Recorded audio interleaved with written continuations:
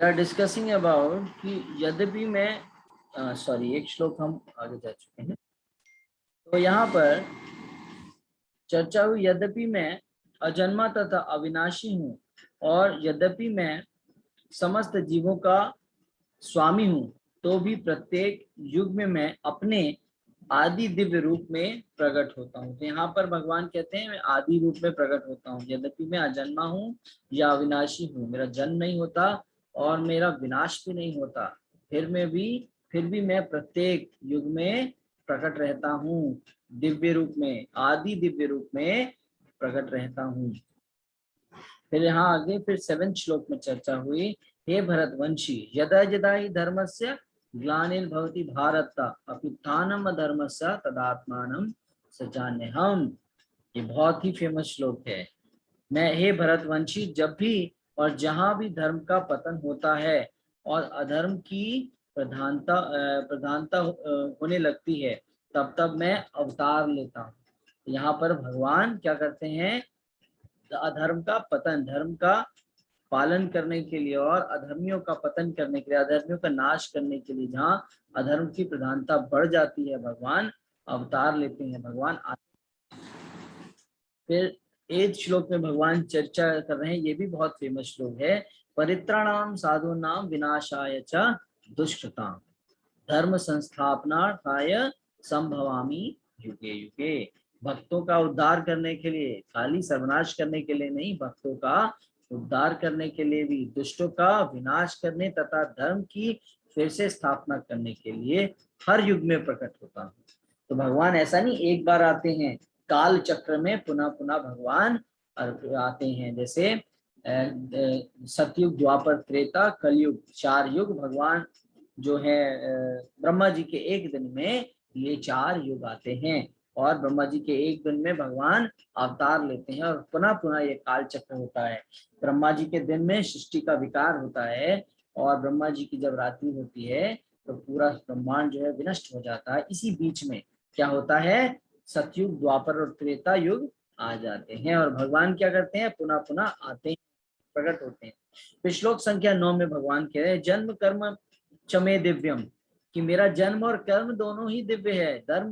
जन्म कर्म चमे दिव्यम यो विति तत्वतः त्यक्त्वा देहम पुनर्जन्म नयति मामेति सर्जुन।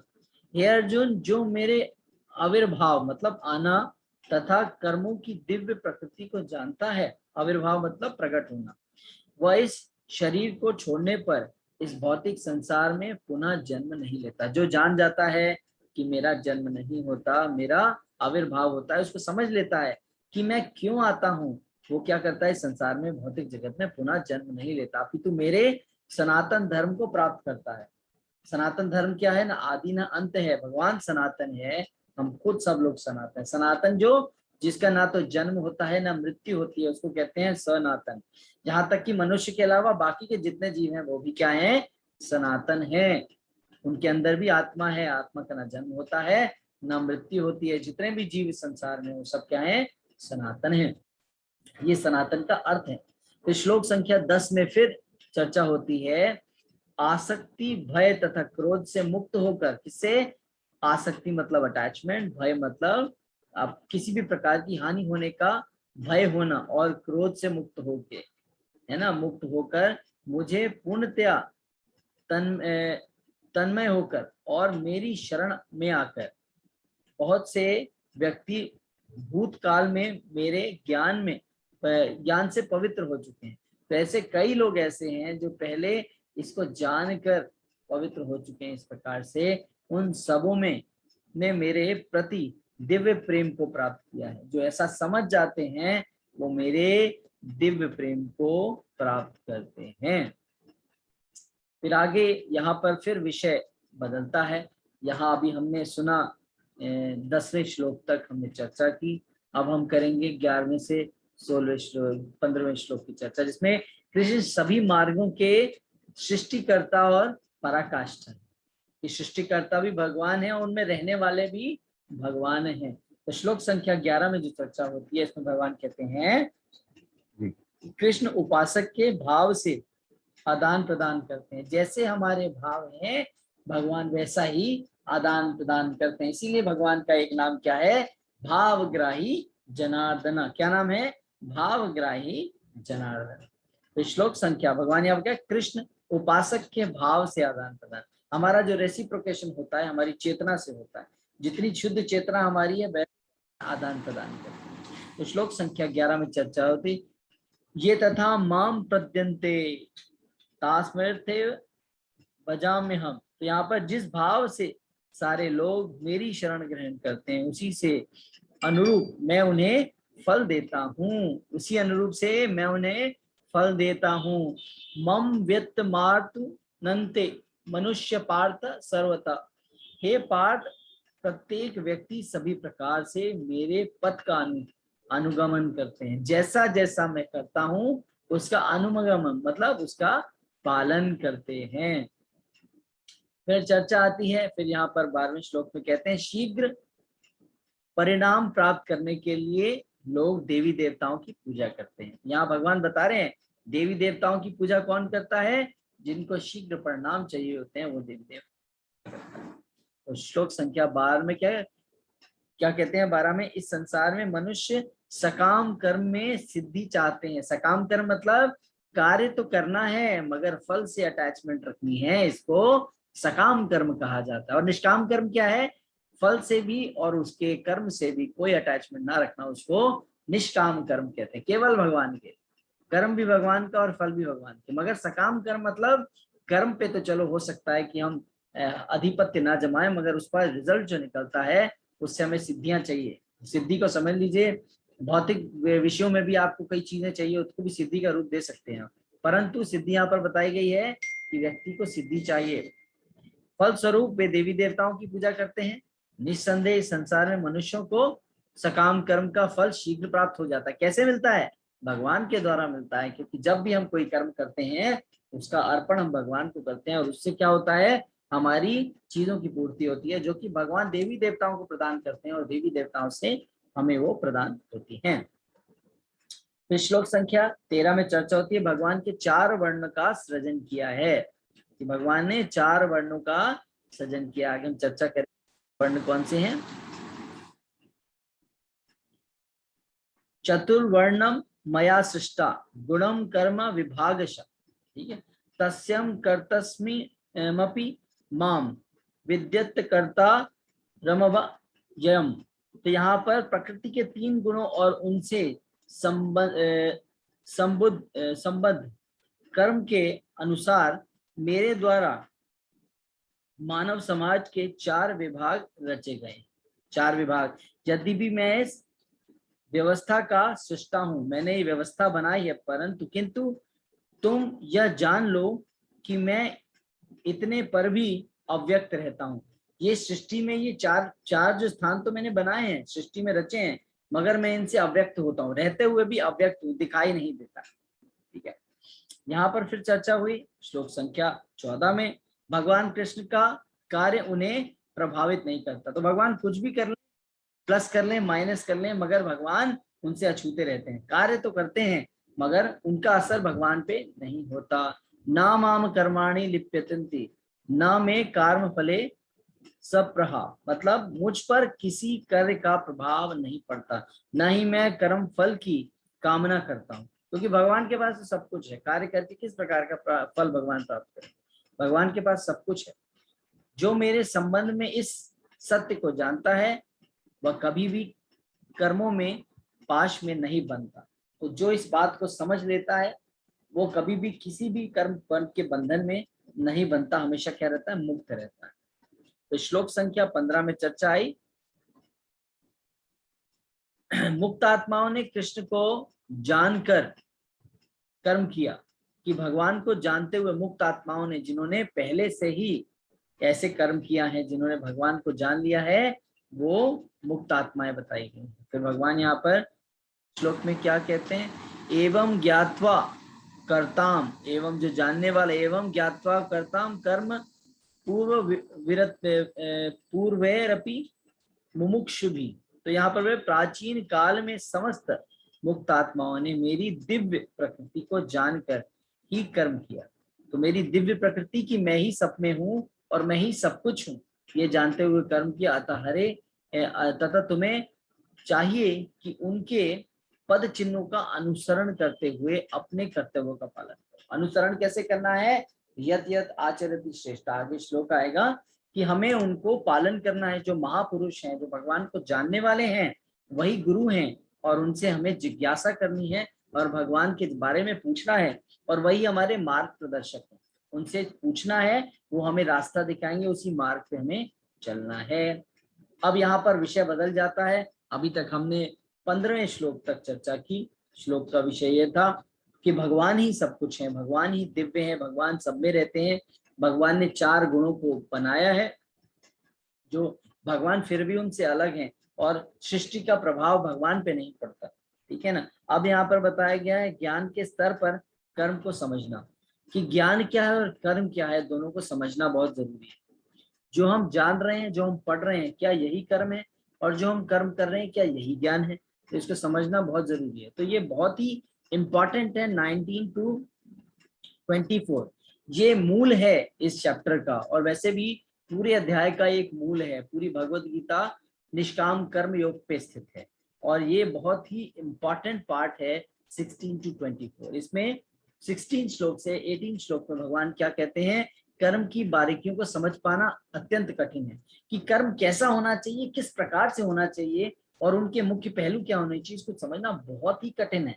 तो इसको परफॉर्म कैसे किया जाए, मन में ये डाउट हमारे उठता है कि किस प्रकार से सही कार्य किया जाए। ये भगवान कैसे बताते हैं? भगवान कहते हैं कर्म क्या है, अकर्म क्या है, और इसके निश्चित करने में बुद्धिमान व्यक्ति भी मोहग्रस्त हो जाते हैं। क्या? कर्म और अकर्म। इसके बारे में भगवान अभी आगे बताते हैं कि कर्म क्या है और अकर्म क्या है। इसको समझने में व्यक्ति मोहग्रस्त हो जाते हैं, अटैचमेंट में आ जाते हैं। अतएव मैं तुमको बताऊंगा कि कर्म क्या है, और जिससे जानकर तुम सारे शुभ से सारे अशुभ से मुक्त हो जाओगे। कि जो भी तुमने अपराध कर रहे हो, जो भी गलतियां कर रहे हो, उससे तुम मुक्त हो जाओगे, ये जान के कि कर्म क्या है। जब कर्म को जान जाओगे तो तुम क्या करोगे? सारे अशुभ मुक्त हो जाओगे। फिर इसके बाद कर्मो अपि बोधव्यम बोधव्यम च विकर्णम। तो यहाँ पर बताया कर्म की बारीकियों को समझना अत्यंत कठिन, कि कर्म की बारीकियों को हम नहीं समझ सकते। अतः मनुष्य को चाहिए कि वह यह ठीक से जान ले कि कर्म, विकर्म और अकर्म क्या है। क्या है? कर्म, विकर्म और अकर्म। कोई रिपीट करेगा जरा? Kindly request to repeat anyone. Nutan माता जी, आप रिपीट करेंगे? हाँ जी। कर्म की बारीकियों को समझना अत्यंत कठिन है, अतः मनुष्य को चाहिए कि वह ठीक से जाने कि कर्म क्या है, विकर्म क्या है और अकर्म क्या है। तो इसमें मुख्य बात क्या है? कर्म, विकर्म और अकर्म। Thank you very much. तो अब हम जानेंगे कर्म क्या है, विकर्म क्या है और अकर्म क्या है। तो यहाँ पर चर्चा, हम यहाँ पर एक चार्ट आया है, दिस इज अ कार्मिक बैलेंस चार्ट। ये कार्मिक बैलेंस चार्ट क्या है?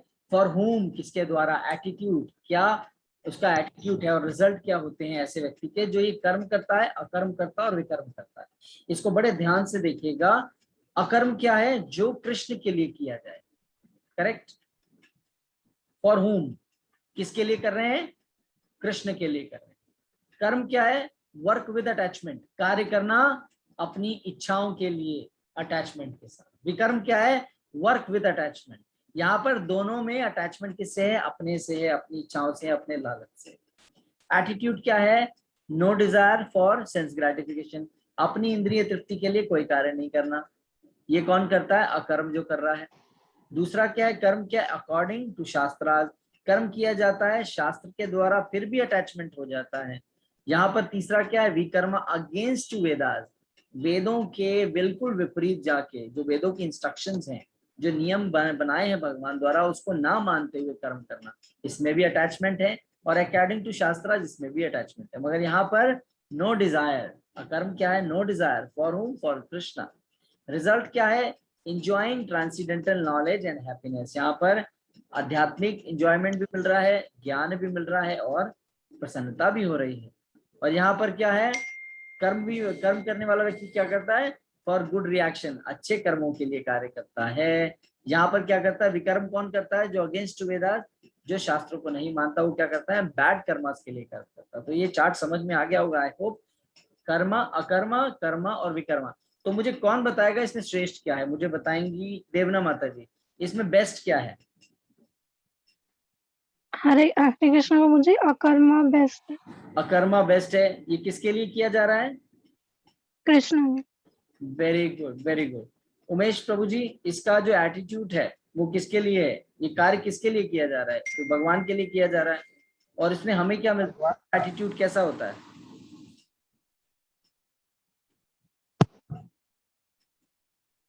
हम भगवान खुशी के मिलती लिए है, कार्य करते हैं।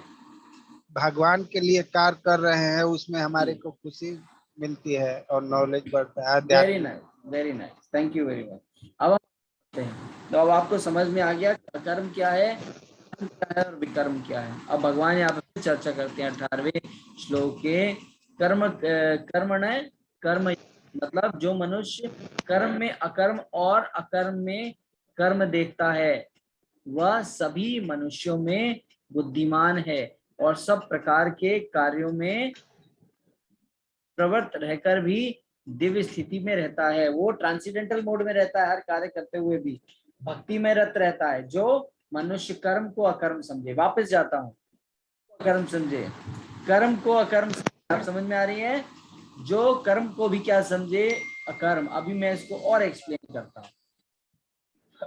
फिर आगे श्लोक चर्चा होती है, श्लोक संख्या 19 से 24 में, कर्म से अकर्म को देखना विरक्ति कार्यकर्ता के लक्षण है। विरक्ति कार्यकर्ता मतलब जो अटैचमेंट नहीं रखता उसको कहते हैं कार्यकर्ता, विरक्त कार्यकर्ता, जो कर्म में अकर्म को देखता है। अगर कोई कार्य भी कर रहा है भौतिक जगत में तो भी उसको भगवान का ही समझता है, इसको कहते हैं कर्म में अकर्म देखना। ठीक है, आगे चर्चा करते हैं। यहाँ पर श्लोक संख्या 19 में चर्चा होती है, जिस व्यक्ति का प्रत्येक प्रयास उद्यम इंद्रिय तृप्ति की कामना में से रहित होता है उसे पूर्ण ज्ञान समझा जाता है कि जो इंद्रिय तृप्ति के लिए कार्य नहीं करता, इससे अलग होकर कार्य करता है कि जो कार्य मैं कर रहा हूं वो मेरे कृष्ण की प्रसन्नता के लिए है, वो क्या है, पूर्ण ज्ञानी है। ठीक है, उसे ही साधु पुरुष ऐसा करता कहते हैं, उसी को क्या कहते हैं, साधु कहते हैं। जो अपने भगवान की खुशी के लिए सारे कार्य करता है उसी को साधु कहा जाता है। जिससे पूर्ण ज्ञान की अग्नि में कर्म फलों को भस्म सात कर दिया है। किसको, जिसने पूर्ण ज्ञान की अग्नि, कि जो भी हमें ज्ञान है, जो भी ज्ञान की अग्नि है, कर्म फलों को, कर्म फल कौन से, बुरे भी हो सकते हैं और अच्छे भी हो सकते हैं। क्या, जिसके पूर्ण ज्ञान की अग्नि से, हमारे ज्ञान की अग्नि से जो कर्म फल निकलते हैं, अच्छे भी हो सकते हैं बुरे भी हो सकते हैं। यहाँ पर क्या हो गया, भस्मसात कर दिया उसको, जो भगवान की ही प्रसन्नता के लिए कार्य करता है। अगर वो गलती भी कर दे अपने ज्ञान के द्वारा तो उसके कर्म क्या होते हैं, कर्म फल भस्म हो जाते हैं, नुकसान नहीं होता। हर पल भगवान की सेवा करने में लाभ ही लाभ है, चाहे उसमें गलती भी क्यों ना हो जाए, क्योंकि आपकी इच्छा भगवान को सर्व करने की है, उसमें लाभ है। अब श्लोक संख्या 20 की बारी आती है। यहाँ पर कहते हैं, अपने कर्म फलों की सारी आसक्ति को त्याग कर सदैव संतुष्ट तथा स्वतंत्र रहकर वह सभी प्रकार के कार्यों में व्यस्त रहकर भी कोई सकाम कर्म नहीं करता। क्या करके, कर्म फलों की सारी आसक्ति को त्याग कर सदैव संतुष्ट तथा स्वतंत्र रहकर क्या करता है, कर्म फलों की सारी आसक्ति, जब अपने रिजल्ट्स को वो त्याग देता है और क्या करता है, सदैव जो उसको स्वेच्छा से मिल जाता है उसके लिए ज्यादा लिमिटेड, ज्यादा अटैचमेंट नहीं रखता, जो उसको मिलता है उससे संतुष्ट रहता है और उसकी अटैचमेंट से स्वतंत्र रहता है। ऐसे कार्यों में व्यस्त रहकर भी वो सकाम कर्म नहीं करता। सकाम कर्म मतलब कर्म से जो रिजल्ट मिलते हैं उस पे अपना आधिपत्य नहीं जमाता, अपने राइट्स। अब यहाँ श्लोक संख्या 21 की चर्चा होती है। निराशियत चितात्मा त्यक्त्वा सर्व परिग्रह, मतलब ऐसा ज्ञानी पुरुष पूर्ण रूप से संयमित मन तथा बुद्धि के कार्य करता है। प्लीज अपना म्यूट कर लीजिए उमेश जी, डिस्टर्बेंस हो रहा है। Request you please mute your audio. ऐसा ज्ञानी पुरुष पूर्ण रूप से संयमित मन तथा बुद्धि से कार्य करता है। संयमित मन मतलब एकदम चित्त इनका शांत रहता है, शांत चित्त से मन के द्वारा, और अपनी कौन सी बुद्धि से? कृष्णमय बुद्धि से कार्य करता है। अपनी संपत्ति के सारे स्वामित्व को त्याग देता है। क्या करता है? जो भी उसके पास भगवान की कृपा से आता है उस पे अपना अधिकार नहीं जताता। वो कहता है जो आया है भगवान की कृपा से आया है, इसमें मेरा कोई श्रम नहीं है, जो भी दिया है भगवान ने दिया है। और केवल शरीर निर्वाह के लिए कर्म करता है। इसलिए करता है कि उसका स्वास्थ्य अच्छा रहे, ताकि वो अपने नित्य भगवान की सेवा में रत रहे, इसके लिए वो कार्य करता है। इस तरह कार्य करता हुआ वह पाप रूपी फलों से प्रभावित नहीं होता। अगर उसको पाप रूपी फल आ भी जाते हैं तो भगवान उसको क्या कर देते हैं? ध्वस्त कर देते हैं। मगर इंटेंशन हमेशा होनी चाहिए कि I want to serve my spiritual lord, जो मेरे भगवान हैं उनको सेवा करनी है। तो आपके कर्म फलों से भगवान आपको मुक्त रखते हैं और कर्म बंधन में नहीं देते। अब श्लोक संख्या 22 में फिर चर्चा होती है कि जो स्वतः होने वाले लाभ से संतुष्ट रहता है, मतलब automatic do your duties, result भगवान अपने आप देता है। कहते हैं स्वतः होने वाले लाभ से संतुष्ट रहता है, जो द्वंद्व से मुक्त रहता है। मतलब द्वंद्व कि मन और बुद्धि दोनों अलग अलग बातें करती हैं, अटैचमेंट रहता है, छोड़ दूं नहीं छोड़ूं, करूं नहीं करूं, द्वंद्व से मुक्त रहता है। उसकी चेतना हमेशा दो रूपी कार्य करती है, उससे मुक्त हो जाता है। और ईर्ष्या नहीं करता, किसी से घृणा नहीं करता कि उसके पास है मेरे पास नहीं है, ईर्ष्या से रहित रहता है। जो सफलता तथा असफलता दोनों में स्थिर रहता है, कि अगर फायदा हुआ तो भी स्थिर रहता है और नुकसान हुआ तो भी स्थिर रहता है, ये सोच के कि ये सब देने वाले भगवान है। अगर हमारी क्षमता होगी तो हमें मिलेगा, क्षमता होगी तो नहीं मिलेगा। दोनों स्थिति में ही भगवान आपको प्रदान करने वाले हैं। आपकी पोटेंसी से, आपके नॉलेज से या आपके कार्य से आपको कोई चीज प्राप्त नहीं होती। देने वाले क्या है? भगवान है। आप सिर्फ कर्म करने के अधिकारी हैं। वह काम कहलाता हुआ भी कभी बंधता नहीं, वह कर्म करता हुआ भी कभी बंधता नहीं है। वो कोई भी कार्य करे, वो जानता है कार्य भी भगवान के हैं, फल भी भगवान का है, और सब कुछ जो आ रहा है, सफलता भी भगवान द्वारा आती है, असफलता भी भगवान द्वारा आती है। मुझे तो केवल कार्य करने हैं, जो मेरे प्रारब्ध में होगा भगवान वो मुझे दे देंगे। तो वो क्या करता है? अपने कार्यों को करता है, वो उनसे बंधता नहीं है, सिर्फ अपनी ड्यूटीज पे फोकस रखता है। अब श्लोक संख्या 23, इसमें आती है चर्चा, जो पुरुष प्रकृति के गुणों के प्रति अनासक्त है और जो दिव्य ज्ञान में पूर्णतया स्थित है। मतलब किस प्रकार? जो पुरुष प्रकृति के गुणों से प्रति अनासक्त है, जो प्रकृति के 3 गुण है, रजोगुण, सतोगुण और तमोगुण, इनसे अलग रहता है, जो दिव्य ज्ञान में पूर्णतया स्थिर है, जो भगवान की चेतना में हमेशा रत रहता है, उसके सारे कर्म ब्रह्म में लीन हो जाते हैं, भगवान में ही उसका चित्त हमेशा लगा रहता है। आगे चर्चा हुई, उसमें क्या कहते हैं? जो व्यक्ति कृष्ण भावना अमृत में पूर्णतया लीन रहता है, उसे अपने आध्यात्मिक कर्मों के योगदान के कारण अवश्य ही भगवत धाम की प्राप्ति होती है। भगवान यहाँ कंफर्म कर रहे हैं, जो व्यक्ति कृष्ण भावनामृत में पूर्णतया लीन रहता है, ब्रह्मांड ब्रह्म हवि ब्रह्मग्नो ब्रह्मांड हुतम ब्रह्मेव तेन गंतव्य ब्रह्म कर्म समाधिना। मतलब जो हमेशा भगवान के चित्त में रहता है, जो हमेशा कृष्ण भावनामृत में पूर्णतया लीन रहता है, वो आध्यात्मिक कर्मों के योगदान द्वारा, जो आध्यात्मिक कर्म वो कर रहा है, तो क्या करता है? भगवान के धाम में प्रवेश करता है, प्राप्ति करता है, क्योंकि उसे हवन आध्यात्मिक होता है। तो यहाँ पर जो हवन बताया गया है उसके कर्मों को बताया गया है। हवन आध्यात्मिक होता है और हवि भी आध्यात्मिक होता है। तो जो हवन करने वाला है, जो आपके कर्म है, वो आप हवन के रूप में कर रहे हो, और हवि जो इसको ग्रहण करने वाला है वो भी आध्यात्मिक होता है। तो यहाँ पर आपको भगवत धाम की प्राप्ति होती है। अब यहाँ पर विषय फिर बदलता है 25वें श्लोक से 33वें श्लोक। अब यहाँ यज्ञ द्वारा ज्ञान की प्राप्ति, किस प्रकार के यज्ञ करने चाहिए जिससे आपके ज्ञान में वृद्धि हो। तो यहाँ पर ज्ञान के बारे में बताया जा रहा है 25वें श्लोक से 29वें श्लोक तक। विभिन्न प्रकार के यज्ञ होते हैं। कुछ यज्ञ देवताओं की उपासना के लिए किए जाते हैं, ब्राह्मण की उपासना के लिए किए जाते हैं, और इंद्रिय भोग के लिए भी किए जाते हैं, और आत्म संयम इत्यादि के लिए भी किए जाते हैं। तो आगे भगवान इस बारे में क्या बताते हैं। भगवान कहते हैं, देव में वापरे यज्ञ योगिनम पर्युपासते ब्रह्मज्ञ वपरे ज्ञानम यज्ञे नैवो पजुहति। मतलब कुछ लोग विभिन्न प्रकार के यज्ञों द्वारा देवताओं की भली भांति पूजा करते हैं, और कुछ पर ब्रह्म रूपी अग्नि में आहुति डालते हैं। कुछ यज्ञ करते हैं, कुछ देवी देवताओं की पूजा। फिर चर्चा आती है श्लोक संख्या 26 में। इसमें से कुछ विशुद्ध ब्रह्मचारी श्रवणादि क्रियाओं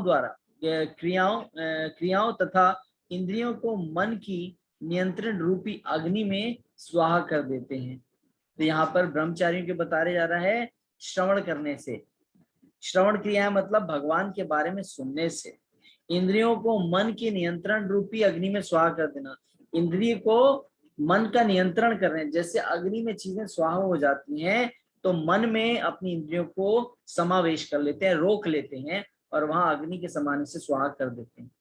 नियमित ग्रस्त, अब यहाँ पर किसकी बात हो रही है, और यहाँ पर दो दूसरे लोग हैं। नियमित ग्रस्त मतलब जो ग्रस्त आश्रम वाले हैं, इंद्रिय विषयों को इंद्रियों की अग्नि में स्वाहा कर देते हैं। ये भी क्या करते हैं, अपने विषयों को, जो इच्छाएं भोगना चाह रहे हैं, वो इंद्रियों में ही अग्नि में स्वाहा कर देते हैं, क्योंकि वो अपनी इच्छा के लिए कोई कार्य नहीं करना चाहते। दोनों ही पक्ष में, चाहे वो ब्रह्मचारी हो चाहे वो गृहस्था हो, कि श्रेष्ठ क्या है, भगवान है। भगवान के अति कुछ भी श्रेष्ठ नहीं है। अगर बीच में लिंक टूट जाए तो आप लोग रीज्वाइन कर लीजिएगा। श्लोक संख्या 27 में, सर्वाणि इंद्रिय कर्मणि प्राण कर्मणि चापरे। दूसरे जो मन तथा इंद्रियों को वश में करके आत्म साक्षात करना चाहते हैं, संपूर्ण इंद्रिय तथा प्राण वायु के कार्यों में संयमित मन रूपी अग्नि में आहुति कर देते हैं। तो प्राण वायु मतलब ऐसे भी कुछ सन्यासी, ऐसे भी कुछ योगी हैं जो मन तथा इंद्रियों को वश में करते हैं, आत्म साक्षात्कार करते हैं, मतलब सेल्फ रियलाइज करते हैं। किसके बारे में, मन के बारे में, इंद्रियों के बारे में, उनको वश में रखते हैं।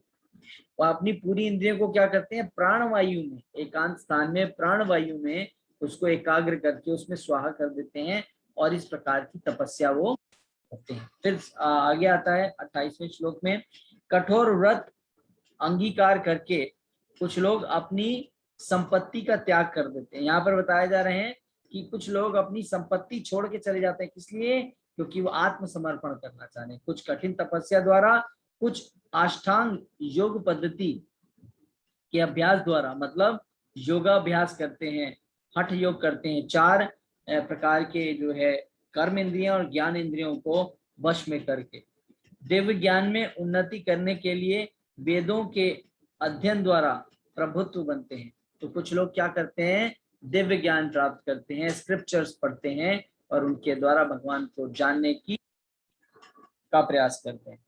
ये उनके बारे में बताया जा रहा है जो कठोर तपस्वी हैं, जो भगवान को जानने के इच्छुक है, भगवान को जानना चाहते हैं। कई प्रकार की विधियां यहाँ पर बताई जा रही है। तो यहाँ पर श्लोक संख्या 29 में वह अन्य लोग भी हैं जो समाधि में रहने के लिए श्वास को रोके रहते हैं।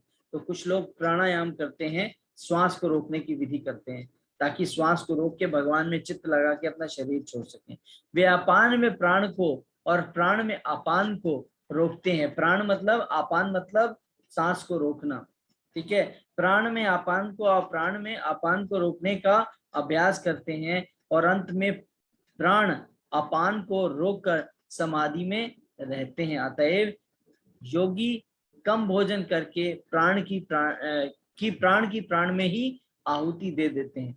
क्या करते हैं, वो प्राण वायु को रोक लेते हैं, अन्न और जल कम कर देते हैं और इस तरीके से अपना शरीर त्याग देते हैं ताकि भगवान की प्राप्ति ये कर सके। परंतु आगे फिर चर्चा होती है यज्ञ करने का उद्देश्य क्या है। अगर ये सारी चीजें की जा रही हैं तो इसका उद्देश्य भगवान कह रहे हैं क्या है।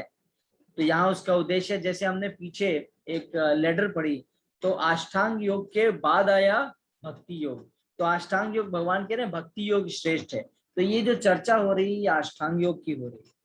तो अब श्लोक संख्या 30 से 33 की बारी आती है जिसमें बताते हैं यज्ञ करने का उद्देश्य क्या है। यज्ञ का विकास पापों से मुक्ति और आध्यात्मिक जगत की प्राप्ति कराता है। तो यज्ञ क्या है और यज्ञ का प्रयास किस तरह करना चाहिए, इससे विकास कैसे होता है और पाप कैसे मुक्त होते हैं और आध्यात्मिक जगत की प्राप्ति हमें हो सकती है। यहाँ पर हमने अब 32, 33 से 33 श्लोक में ये चर्चा हुई है। यहाँ पर बताया सर्वे प्यते यज्ञ विदो यज्ञ क्षपि कलमशा। ये सभी यज्ञ करने वाले यज्ञों का अर्थ जानने के कारण पाप कर्मों से मुक्ति हो जाते हैं। ये ज्ञान प्राप्त हो जाना, ये ज्ञान प्राप्त करने वाले यज्ञों का अर्थ है।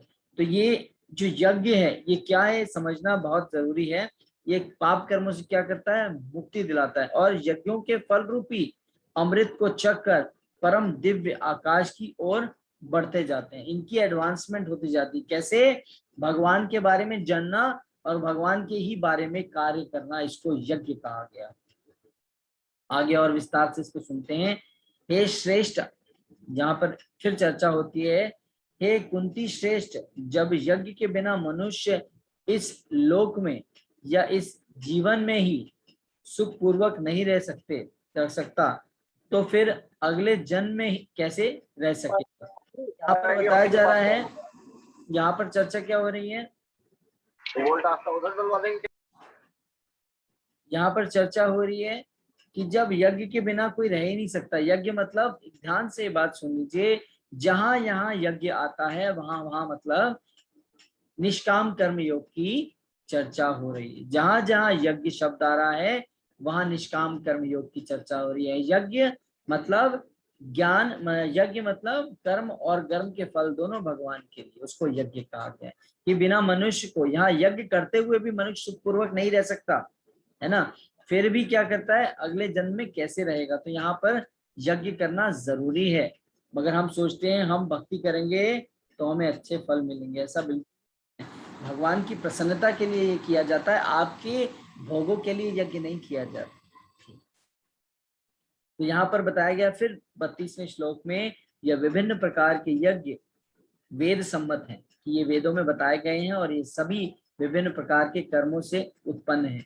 कि कई कर्मों के द्वारा ये उत्पन्न किए जाते हैं, कई प्रकार के प्रोसेस होते हैं। इन्हें इस रूप में जानने पर तुम मुक्त हो जाओगे कि कर्म क्या है, ये वेदों से आते हैं, ठीक है। यज्ञ क्या है, ये वेदों में सम्मत है, वेदों में बताए गए हैं और किस प्रकार से करने चाहिए ये जान लेना आपको मुक्ति। श्लोक संख्या 33। हे परंतप, दिव्य यज्ञ से ज्ञान यज्ञ श्रेष्ठ है। अब दिव्य यज्ञ क्या है, जो हम आहुतियां डालते हैं उससे क्या बताया, ज्ञान यज्ञ श्रेष्ठ है। ज्ञान यज्ञ ये जान लेना कि भगवान कौन है और ये सारी चीजें भगवान को अर्पित करना, ये ज्ञान यज्ञ श्रेष्ठ है। हे पार्थ, अंतोगत्वा सारे कर्म यज्ञों का, यहाँ पर आ गया कर्म यज्ञों का अवसान दिव्य ज्ञान में होता है। तो जितने भी आप कर्म यज्ञ करते हो इसका क्या होता है, ये सब दिव्य ज्ञान ही कहलाता है। अगर हम दिव्य ज्ञान पे जाएं तो उस ज्ञान यज्ञ श्रेष्ठ है। ज्ञान यज्ञ को क्या बताया गया है, ज्ञान यज्ञ का मतलब कर्म यज्ञ। अगर हम भगवान के लिए कर्म करते हैं, कृष्ण भावना भावित कार्य करते हैं, तो इसका समावेश किसके अंदर है, ज्ञान यज्ञ के अंदर है। स्पेशली आपको ज्ञान यज्ञ करने की आवश्यकता नहीं है, जो कर्म यज्ञ करता है वही ज्ञान यज्ञ में समावेश इसका रहता है। अब श्लोक संख्या 34 में चर्चा आएगी 34 to 42 में। अब यहाँ विषय बदलता है, ये 5वां विषय है जिसमें ज्ञान प्राप्ति की पद्धति, परिणाम तथा महिमा। तो पद्धति क्या है, इसका रिजल्ट क्या है और इसकी महिमा क्या है, इसकी ग्लोरिफिकेशन क्या है, इसके बारे में चर्चा करेंगे। एक गुरु से शरणागति, जिज्ञासा तथा सेवा द्वारा ज्ञान प्राप्त करें। कि किसके द्वारा? शरणागति, सरेंडर करें गुरु को, जिज्ञासा करें, पूछें गुरु से, और उनकी सेवा करें जिससे आपको ज्ञान की प्राप्ति। तो यहाँ पर भगवान अर्जुन को बताना चाह रहे हैं अपने रूप में कि मैं गुरु हूं, और गुरु की व्याख्या कर रहे हैं यहाँ पर भगवान।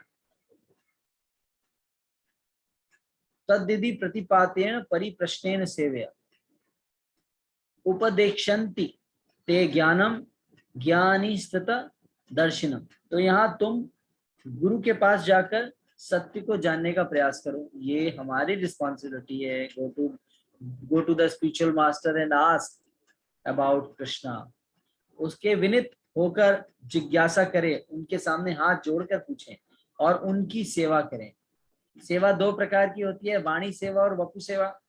एक होती है वाणी सेवा, उनकी वाणी को सुने और अपने जीवन में अपनाएं, और वपु सेवा मतलब उनकी भक्ति में किस प्रकार से आप सहयोग कर सकते हैं, इसको कहते हैं शारीरिक रूप से वपु सेवा करनी। वाणी सेवा उनके ज्ञान को सुनना और अपनाना, वपु सेवा मतलब उनके फिजिकल रूप में सेवा करना ताकि वो भक्ति में उनको सहयोग मिल सके। और यहाँ पर क्या है, स्वरूप सिद्ध व्यक्ति तुम्हें ज्ञान प्रदान करते हैं। कि जो स्वरूप सिद्ध व्यक्ति कौन है, जो जानते हैं कि भगवान के साथ उनका संबंध क्या है, वो स्वरूप सिद्ध कहलाते हैं। वो आपको ज्ञान प्रदान करेंगे क्योंकि उन्होंने सत्य का दर्शन किया है, वो असलियत जानते हैं, उन्होंने प्रशिक्षण लिया है, भगवान की शरण में वो सेवा कर रहे हैं, वो भगवान के लिए सेवा कर रहे हैं, वो जानते हैं, और वही आपको ज्ञान प्रदान कर सकते हैं। अब यहाँ पर आता है श्लोक संख्या 35 से 38 तक, ज्ञान का परिणाम तथा महिमा। अभी हमने क्या सुना था? शरणागति और जिज्ञासा, दो विषय पे हमने चर्चा की थी, शरणागति और जिज्ञासा। अब हम